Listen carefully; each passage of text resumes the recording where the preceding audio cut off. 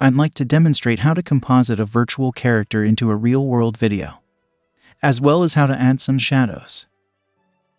Basically, we need to cast some shadows on the real ground from the virtual mesh. This is possible with Blender's Shadow Catcher feature. However, as you should know if you've watched our other videos, the first step is to track the camera movement. In this video, I'd like to demonstrate a different approach for this. We saw how to do that directly in Blender, in the motion tracking pane in previous tutorials. However, there are times when we do not need to track the scene ourselves because we obtain the tracking data from another colleague, or download it from the internet, or, simply put, we use another software to track the camera. And this is precisely what I intend to demonstrate here. In this case, I used a program called PFTrack to track the camera. And suppose, after tracking it, I want to share the data with another colleague. As a result, I believe it would be beneficial for you to be aware of this alternative workflow. Without going into too much detail about how PFTrack works, it basically follows the same steps as in Blender. You must import the video, add and track the markers, and finally solve the camera motion. The tracking data must then be exported. In this case, I exported them as a Collada file, which is compatible with Blender. Now launch Blender.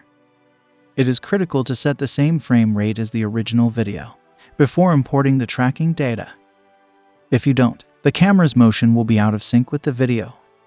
Now import the tracking file.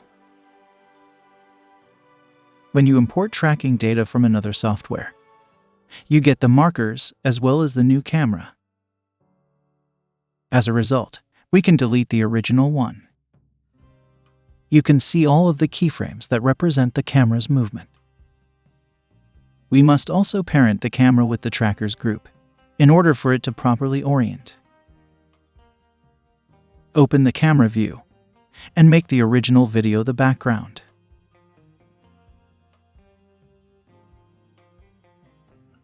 But there's a problem. When you play the video, you'll notice that the markers are completely out of sync with the video below. They should be the same as those tracked in PFTrack. This is due to the fact that we must set the same camera properties as the original tracking software. In this case, I have an 18mm focal length and a film back of 23.6.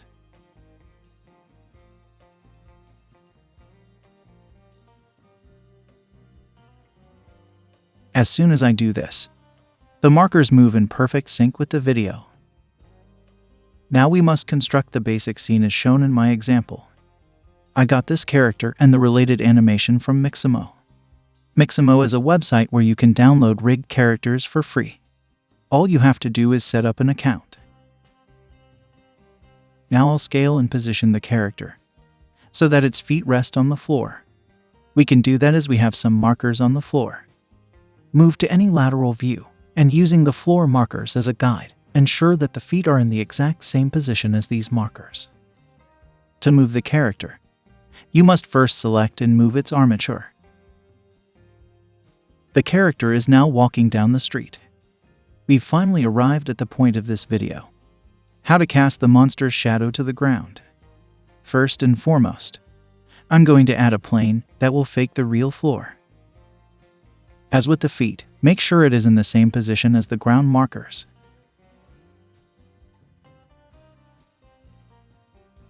Before we continue, let's add an HDR image as a background to properly light the scene. This image was chosen because it has a similar environment and lighting as the original footage. This is extremely important. When selecting an HDR image, ensure that the lighting conditions are very similar to the footage you are compositing. We get something like this if we render the scene. The HDR image and the newly added floor can be seen in the background. But I only want to keep the plane's shadows. We essentially have two options. The most straightforward method is to select the plane, open the Object Properties tab, and then click on Shadow Catcher. This prevents the plane from being rendered, leaving only the shadows. In the Render Properties, we must also enable the Transparent option. As a result, the HDR background becomes transparent. We can now use this image in compositing with the original footage. Check the Use Nodes option in the compositing pane. Mix the original movie clip and the rendered image. That is possible with the Alpha Over node.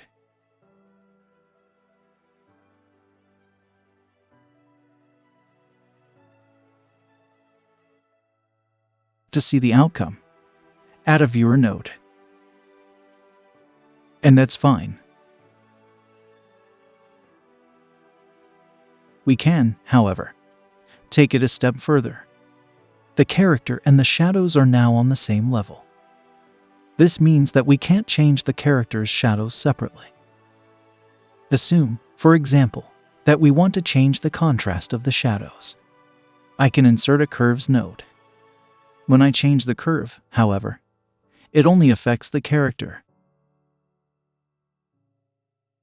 We can solve this by generating two distinct passes, one for the character and the other for the shadows.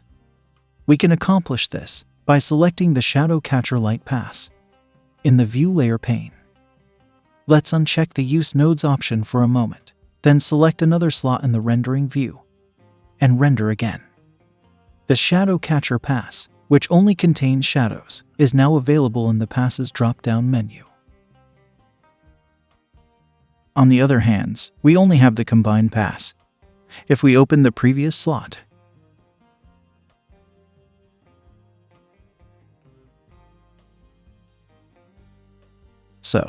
select the most recently rendered image, reopen the compositing pane, and reactivate the Use Nodes option. Duplicate the Render Layers node and combine the related Shadow Catcher node with the original footage.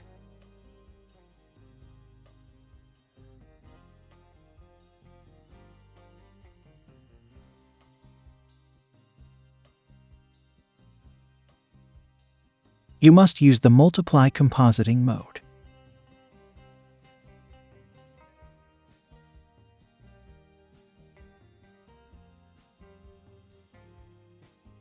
Finally, you can add a Curves node to the Shadow Pass, and it will only have an effect on the shadows.